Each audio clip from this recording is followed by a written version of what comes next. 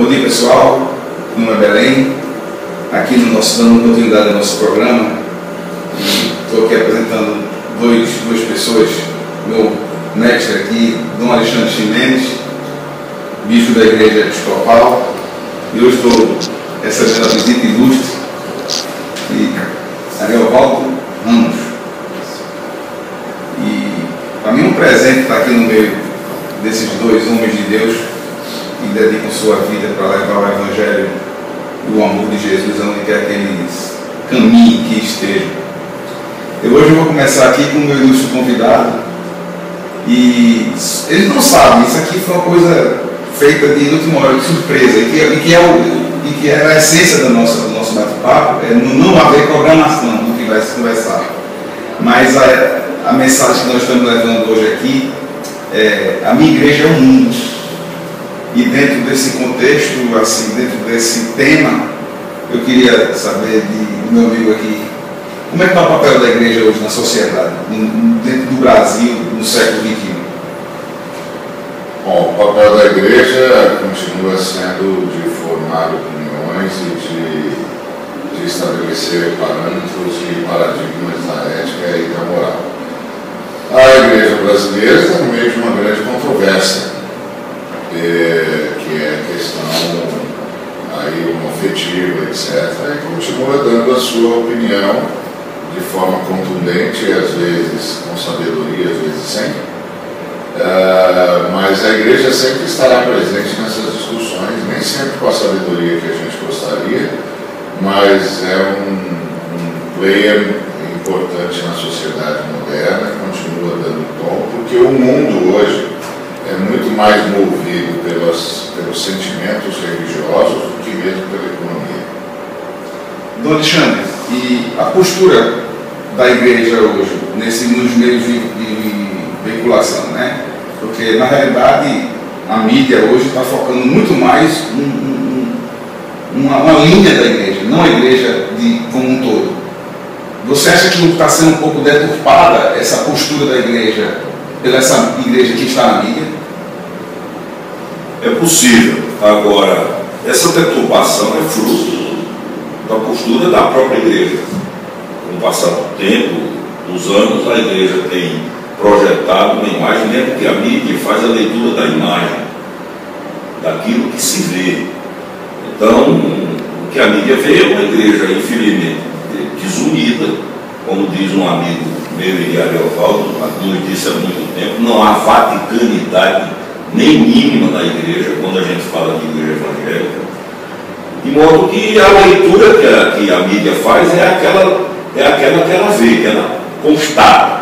Cabe a nós, com atitudes, né, com postura de vida, com ações concretas, não com discurso, até porque de discurso a gente sempre foi muito bom, né, quase que incomparavelmente bom em relação aos outros.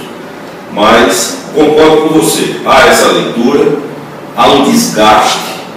Ainda ontem eu disse, a igreja está se tornando uma caricatura na leitura que o mundo faz, que o sistema faz, mas infelizmente ou felizmente a gente precisa ter consciência de que esse desgaste nós mesmos é que geramos. Beleza. Corta aí, só para você. Pessoal, dando continuidade ao nosso bate-papo e aproveitando a presença do Ariovaldo, que ele é de São Paulo, como eu já falei para vocês, e você tem uma posição, eu vejo muito seus vídeos na internet, eu sou um cara que gosto muito de me aprofundar nas questões, levando para as pessoas essa consciência que você levou aqui, falando para a gente assim, observar pontos que eu vejo que a mídia hoje não está observando. Eu vejo hoje que o Jean Willis está preocupado com ele, eu vejo hoje que o Marco Feliciano está preocupado com ele. Eu não vejo a sociedade com a preocupação de dizer assim, vamos sentar e conversar com pessoas maduras, pessoas adultas.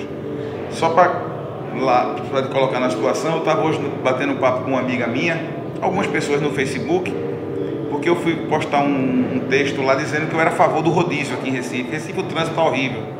E a pessoa disse, não, mas o governo tem que construir ponte, melhorar o transporte urbano, melhorar o transporte coletivo, melhorar as ruas, melhorar tudo. Eu digo, tudo isso a gente sabe. Mas enquanto esse projeto de melhoria não é implantado, tem que ter soluções que sejam provisórias, vamos dizer assim, onde cada um abra mão de um pouquinho em prol de uma melhoria da sociedade.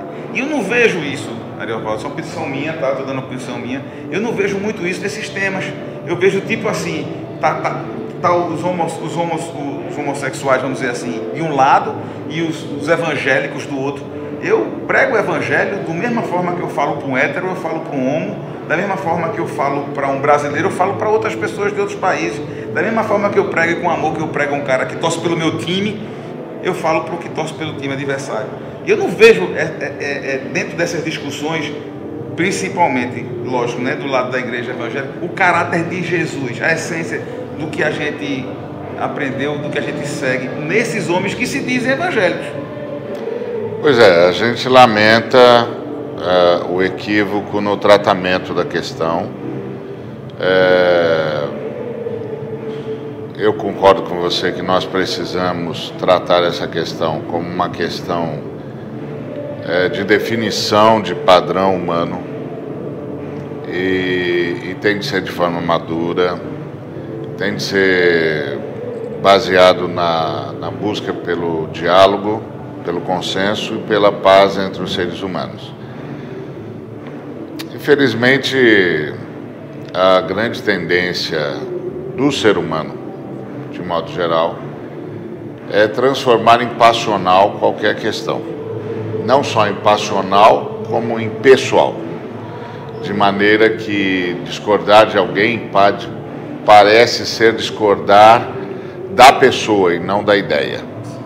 Nós precisamos evoluir para um debate de ideias e para deixar claro porque eu penso de um jeito diferente do meu debatedor. E também, a partir daí, reconhecer o direito à discórdia, a pensar de forma diferente, ao contraditório.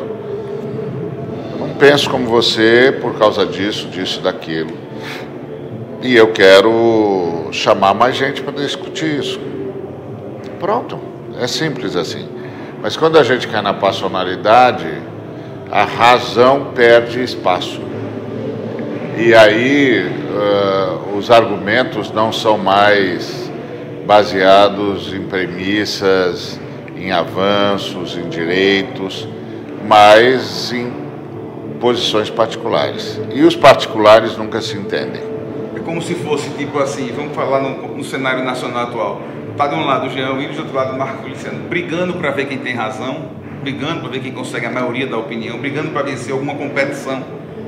Pois é, eu acho que parte disso tem a ver também com a forma como a mídia trata todas as situações. A mídia, já faz muito tempo que a mídia não tem como interesse, princípio, a informação. Há muito tempo que a mídia se tornou um grande negócio e, como grande negócio, precisa faturar. E aí, obviamente, opta por transmitir o embate e não o debate. E aí alguns seres humanos já perceberam isso e já entenderam que só se gerarem embates é que serão visibilizados.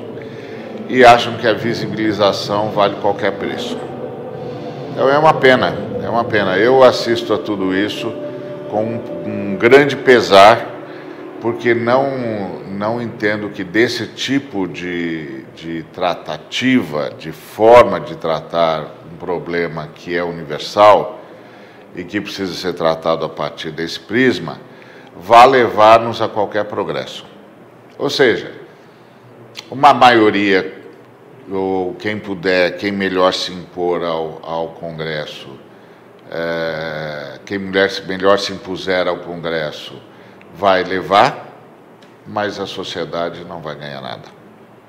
Voltando assim, mudando um pouco desse tema, eu queria voltar assim, uma das coisas também que eu observo muito nos debates, não da mídia, mas aí cria os grupinhos aqui, os grupinhos ali e tal, assim, eu sinto e me preocupa, uma preocupação pessoal minha, com a falta de conhecimento da essência do Evangelho de muitas pessoas da parte da igreja.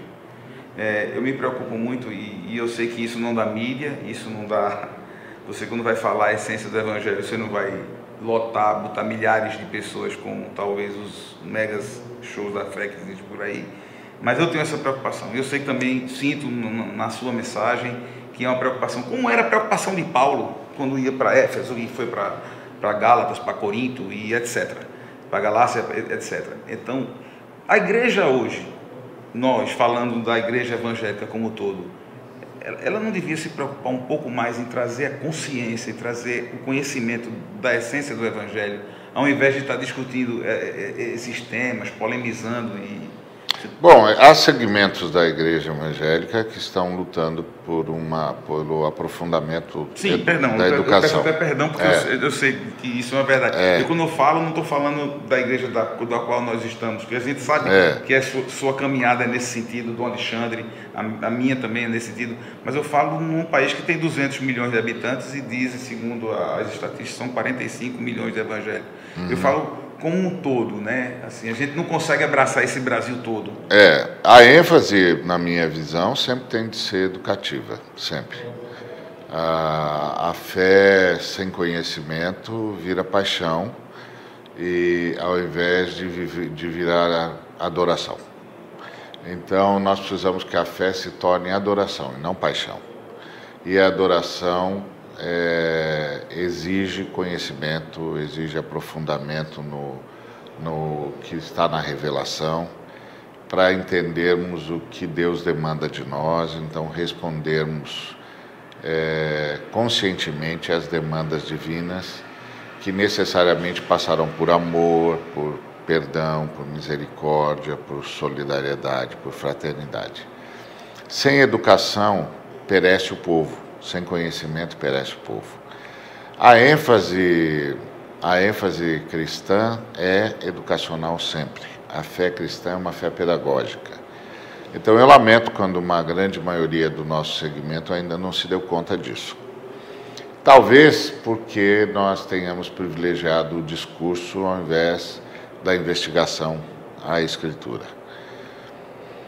Eu luto para que haja pelo menos um equilíbrio entre isso, o equilíbrio entre o púlpito e a cadeira da escola, entre o púlpito e a investigação, o estudo das Escrituras, a compreensão da fé cristã, a retomada pedagógica.